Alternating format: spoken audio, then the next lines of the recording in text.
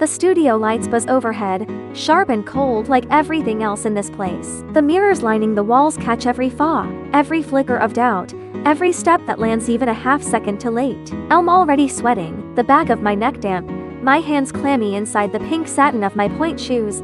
I launch into the jet and land wrong, not disastrously, but enough. Again, Madame Loretto says, her voice as sharp as the tap of her cane against the floor. I snap back into position. My heart is already hammering too fast. I'll feel every pair of eyes in the room shift toward me, subtle glances, sidelong smirks, the way you look when someone else is bleeding and you're just glad it isn't you. I move again, and miss again, not by much. A stutter in the landing, a fraction of a beat behind the music. A mistake no one would see except Madame Loretto. The piano cuts off with a sharp, discordant sound as she turns on her heel. Penelope Vale. Her tone is exhausted. Are you new here? I press my heels together, chin lifted, shoulders square. Nope, madam. Are you injured? Nope, madam. Then you must be lazy. She clicks her tongue. That's disappointing. The silence stretches. My ears ring from the effort of keeping my breathing quiet. I've been teaching you for 3 years, she says, pacing slowly in front of the mirrors, her reflection trailing behind her like a ghost. 3 years. You were what? 16 when you came here, and now 19. Still here, still lucky to be in this studio. You are the youngest girl in this class by a full 3 years. Do you understand how rare that is? How fortunate you are to even be dancing in this room? Yes, madam. Then why are you wasting it? Her voice lifts, not in volume, but in sharpness. You've been dancing since you were 2, 17 years of training, and you still land like you don't understand gravity. The spring gala trials are next week, and you're dancing like you've already lost. My throat is tight. My spine feels like it might snap from how hard I'm holding myself up. You want the solo? She says. Then act like someone who deserves it. Otherwise, I'll give it to someone with half your talent and twice your discipline. A long silence. She turns to the pianist. Take 5 minutes. Everyone. Penelope, sit. I drop to the floor, pressing my palms to the cool marley to hide the way they shake. Mila is beside me a second later, her knees bent up to her chest, her voice soft. Okay. What was that?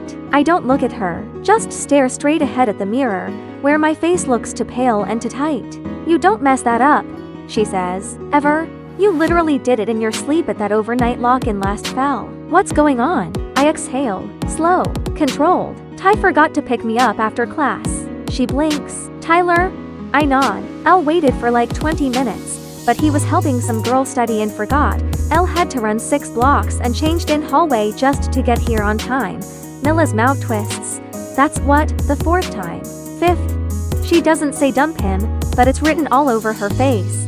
He said he was sorry, Elle add, even though Elle don't really know why. He just spaced. Spaced, Mila says, during your gala trial week. Shake my head, pulling my knees to my chest. It's fine, I'm just off. I'll fix it. She doesn't say anything for a second, then bumps her shoulder into mine. You'd better. Amanda's already mentally rehearsing her acceptance speech. Groan, laughing under my breath, but the tightness in my chest doesn't fade. When Madame Loretto steps back into the studio, she doesn't even look at me, just says, from the top. I stand. I turn to face the mirror again, and for a moment, I'll just breathe. I'll look at myself, the hard lines of my cheekbones, the tension in my jaw, the muscle twitching beneath the pale fabric of my leotard. Ik know this dance. Love lived in it. This is mine. The music starts. I move. Everything fades away, the class, the ache in my back, the sting of Madame's words. My legs extend cleanly, arms carving through the air like water. My spine is long, core locked tight, fingers soft and alive. I'll feel the flow of the music in every inch of me. Turn, I'll land. I'll breathe through it. Jet, pirouette, relive. Perfect. My shadow stretches beside me in the mirror, precise and sharp. But Elle don't look at her. Elm in the movement. I'm not hoping it's right, I'll know it is. Every count, every flick of my wrist. My face remains still, unreadable, but inside, Elle am blazing. The final movement sweeps me to center. A slow, deliberate drop from a rabasaw into the last position. Elle stop, balanced, poised waits. I exhale. And then, silence. Madame Loretto stands at the edge of the room, unreadable.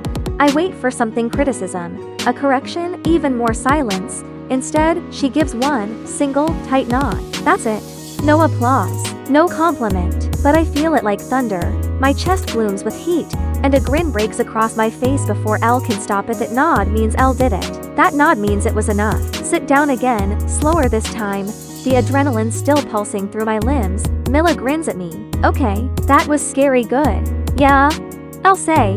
Pretending to drink water, even though my hands are shaking a little. You looked like a different person. Like someone out of a movie. You crushed it. I smile wider. L no. It's not arrogance. It's not even relief. It's something quieter, something earned. For a few seconds, I am not thinking about Tyler or being 19 or how hard L had to run to get here. I am just thinking of both that last note of music, and how I'll hit it with my whole body still humming. I don't need the praise. I don't need the applause. I just need the dance.